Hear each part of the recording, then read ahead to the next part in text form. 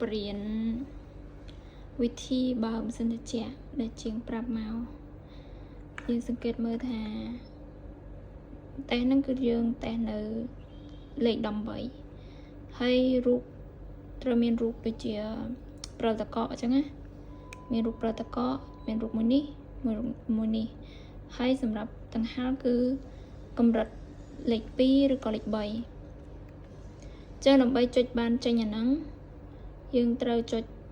បើកកុំព្យូទ័របើកសិនជាដំបូងយើងត្រូវតែចុច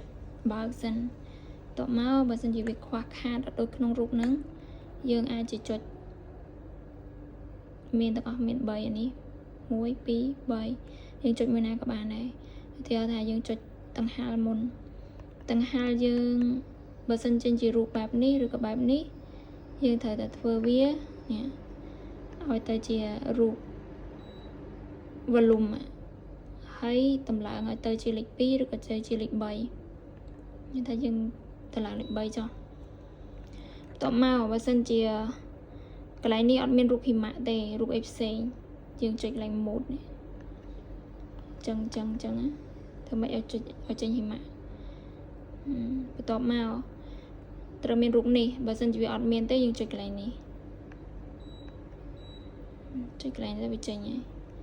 ហើយអានេះចុចកន្លែងនេះទៅវាចេញដូចគ្នាប៉ុណ្្នឹងឯង